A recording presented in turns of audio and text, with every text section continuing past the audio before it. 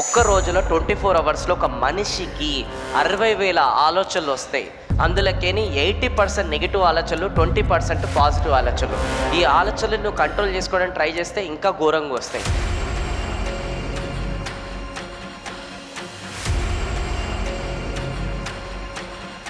చూడు, మైండ్ అనేది ఒక కోతి లాంటిది. నువ్వు ఏదైతే వద్దనుకుంటావో అదే ఎక్కువ గుర్తు చేస్తుంది. ఎవరైతే వాళ్ళని అనేది కంట్రోల్ చేసుకోవడం అనేది రాదో, ఎదుటి వాళ్ళని కంట్రోల్ చేస్తారు.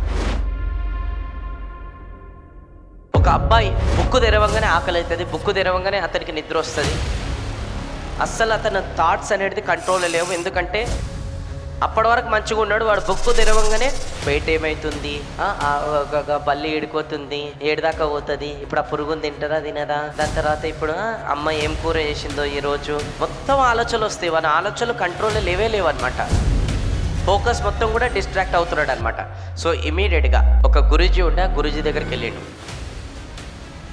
గురూజీ నాకు చాలా నెగిటివ్ థాట్స్ వస్తున్నాయి, మల్టిపుల్ థాట్స్ వస్తున్నాయి, ఈ థాట్స్ని ఎట్లా కంట్రోల్ చేసుకోవాలి, ఏదైనా ఒక ఉపాయం ఇవ్వండి ప్లీజ్, మీరు సొల్యూషన్ ఇవ్వండి, మీరు అన్ని సొల్యూషన్ ఇస్తారని నాకు తెలుసు. ఆ గురూజీ అన్నాడు, నువ్వు థాట్స్ని కంట్రోల్ చేసుకోవాలనుకుంటే నువ్వు మెడిటేషన్ చేయి. అబ్బా, అట్లాంటి కష్టమైన పనులు చెప్పకూరు కదా మీరు. కూర్చొని మెడిటేషన్ చేద్దామంటే అయితలే, ఆకలి అవుతుంటుంది, అవి గుర్తొస్తుంటాయి నాకు. అది కాకుండా ఇంకా ఈజీ ఏదైనా మార్గం చెప్పండి బాగుంటుంది. వీడు వినేటట్టు లేడు కదా. ఒక పని చేయి, నువ్వు ఒక మంత్రం అనేది జపించు కళ్ళు మూసుకొని, అప్పుడు నీకు థాట్స్ అనేది మాయమైపోతాయి. అబ్బా, ఎంత మంచి మాట చెప్పినావు, ఈ మంత్రం చెప్పు. చెవులో చెప్తాడు మంత్రం. దాని తర్వాత అతను లేచిపోతుంటే, గురూజీ ఒక్క నిమిషం ఆగు, నువ్వు ఆ మంత్రం జపిస్తున్నప్పుడు అస్సలు మంకీ గురించి ఆలోచించకు అన్నాడు. ఇప్పటి వరకు నేను మంకీ గురించి నా జన్మలో నా జీవితంలో ఆలోచించలే. ఇంకా మంత్రం జపిస్తున్నప్పుడు నేను ఎందుకు ఆలోచిస్తే అస్సలు ఆలోచించ గురించి, ఈ మంత్రం అనేది చెప్పిస్తా, థాట్స్ని కంట్రోల్ చేసుకుంటా, నేను మనశ్శాంతిగా ఉంటా, అన్నీ చేస్తా.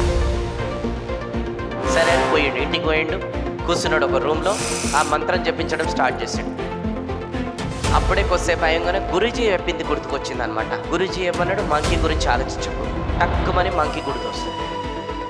మంకీ గురించి ఆలోచించకన్నాడు, ఎందుకన్నాడు వచ్చు, మంత్రం చెప్పిస్తా. మళ్ళీ ఇంకొక 10-15 నిమిషాలు అయిపోగానే మళ్ళీ మంకీ గురించి గుర్తొస్తుంది. ఏది ఉక్కి మంకీ గురించి గుర్తొస్తుంది నాకు, మంత్రం చెప్పిస్తా. మళ్ళీ ఇంకా 20 నిమిషాలు అయిన తర్వాత మళ్ళీ మంకీ గుర్తొస్తుంది. అదేది ఉక్కుకి మంకీ గుర్తుకొస్తుంది. చల్ ఇట్లయితే అయితలేదని చెప్పేసి పోయి స్నానం చేసాడు మనోడు. మళ్ళీ వచ్చి ఫ్రెష్ క్లోత్స్ వేసుకొని మళ్ళీ కూర్చుండు. మళ్ళీ ఆ మంత్రం చెప్పిస్తుంటే మళ్ళీ మంకీ గుర్తొస్తుంది.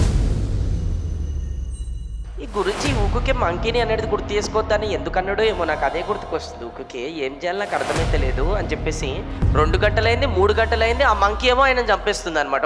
వచ్చి అనమాట. ఇంకెంతో ట్విస్ట్ అంటే, సాయంత్రం ఇక వల్ల కాలే, రాత్రి అయిపోయింది. హాల్లో పోగానే మమ్మీ చూడనికే మంకీ లాగానే కనిపిస్తుంది, డాడీ చూడగానే మంకీ లాగానే, అన్నదమ్ములు చూడగానే మంకీ లాగానే, అందరూ మంకీ లాగానే కనిపిస్తారు. ఇదే అయిపోయింది నా మైండ్కి. హే అని చెప్పేసి చెక్ చేసుకుంటున్నాడు. అస్సలు నిద్రనే పట్టలే రాత్రి మొత్తం కూడా. తెల్లారిగా గురూజీ దగ్గర కురికిండు అనమాట. గురూజీ దగ్గర కురికి, గురూజీ ఏం మంత్రమేమో,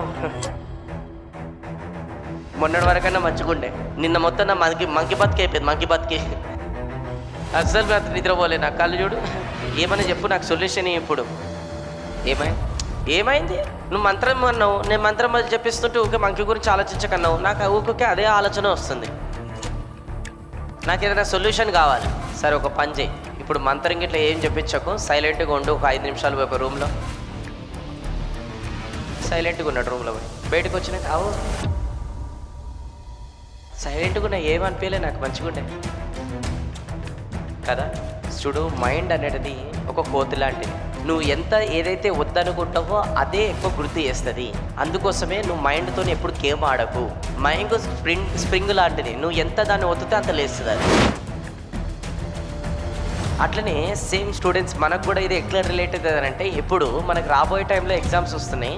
సో ఊకుకే ఇప్పుడు నాకు ఫుడ్ గురించి ఆలోచన రావద్దు, ఇప్పుడు బయట ఏమవుతుంది నాకు ఆలోచన రావద్దు, నేను స్టడీస్ పైన ఫోకస్ పెట్టాలంటే అవే ఆలోచనలు వస్తాయి.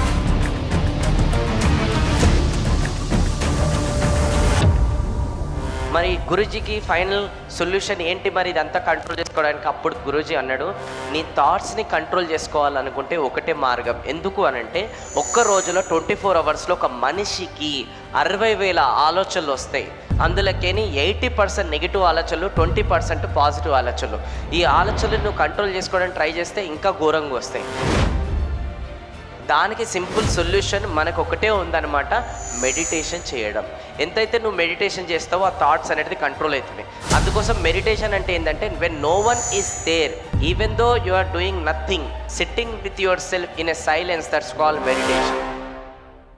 సో అందుకోసం ఈ రోజు నుంచి నిన్ను నువ్వు కంట్రోల్ చేసుకోవడం అనేది నువ్వు డెవలప్ చేసుకో. ఆటోమేటిక్గా ప్రపంచాన్ని నువ్వు కంట్రోల్ చేసుకోవచ్చు. ఎవరైతే వాళ్ళు అనేది కంట్రోల్ చేసుకోవడం అనేది రాదో, ఎదుటి వాళ్ళని కంట్రోల్ చేస్తారు. ప్రపంచం వాళ్ళని కంట్రోల్ చేస్తుంది, వాళ్ళని డామినేట్ చేస్తుంది. అందుకోసమే అక్కడి నుంచి ఆ పర్సన్ మెడిటేషన్ చేయడం స్టార్ట్ చేశాడు. అతను కంట్రోల్ చేసుకోవడం స్టార్ట్ చేశాడు.